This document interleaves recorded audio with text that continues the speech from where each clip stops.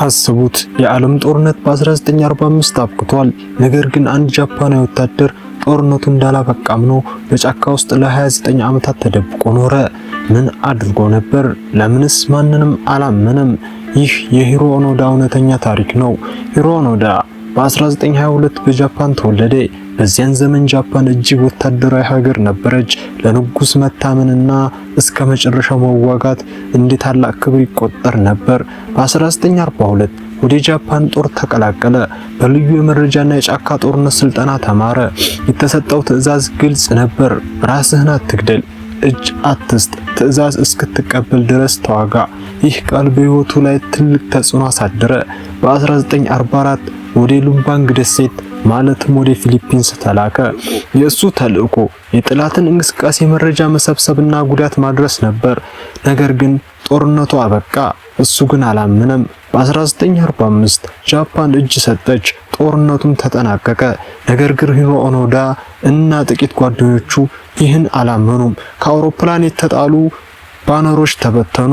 እነዚህ ባነሮች ጦርነቱ አብቅቷል፣ ወደ ቤታችሁ ተመለሱ የሚሉ ነበሩ።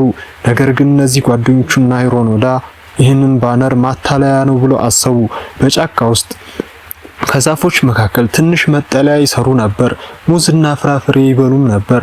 ላሞችን ይገድላሉ፣ ይመገባሉ። የዝናብ ውሃ ይሰበስቡና ይጠጣሉ። ነገር ግን መሳሪያቸውን በጥንቃቄ ይጠብቁ ነበር። ሌሊት ብቻ ይንቀሳቀሳሉ። ጓደኞቹ አንድ በአንድ ጠፉ። ከመጀመሪያው 4 ጓደኞች ነበሩት። አንዱ እጅ ሰጠ። ሁለቱ በተለያዩ ግጭቶች ሞቱ። በ1972 የመጨረሻ ጓደኛው ተገደለ። ከዚያ በኋላ ሂሮ ኦኖዳ ለ2 ዓመታት ብቻውን በጫካ ውስጥ ኖረ። ቤተሰቡ እንደሞተ አሰቡ። የጃፓን መንግስት ፍለጋ አደረገ። ፊሊፒኖች ደግሞ ለብዙ ጊዜ ለመያዝ ሞከሩ። እሱ ግን አምልጦ ይቀጥል ነበር። በ1974 አንድ ጃፓናዊ ወጣት ተጓዘ። ስሙ ኖሪዮ ሱዙኪ ወደ ደሴቷ ሄዶ አኖዳን አገኘው። አኖዳ ግን እንዲህ አለ፣ የበላይ አዛዥ በራሱ መጥቶ ትዕዛዝ እስካልሰጠኝ እጅ አልሰጥም። የቀድሞ አዛዡ ከጃፓን ተጠርቶ ወደ ሉምባንግ መጣ። በ1974 በይፋ ጦርነቱ አብቅቷል፣ ተልእኮ አብቅቷል ብሎ አዘዘው። ከዚያ በኋላ ኦኖዳ ጠመንጃውንና ሰይፉን እንዲሁም መሳሪያውን አስረክቦ ከጫካ ውስጥ 29 ዓመታት ከኖረ በኋላ በመጨረሻም ወጣ። በጃፓን እንደ ጀግና የተቀበሉት ሰዎች ነበሩ። ሌሎች ግን በጫካ ውስጥ ባደረጋቸው ጥቃቶች ምክንያት ተቹት። ኦኖዳ በኋላ ወደ ብራዚል ሄዶ ገበሬ ሆነ። ከዚያም ወደ ጃፓን ተመለሰ።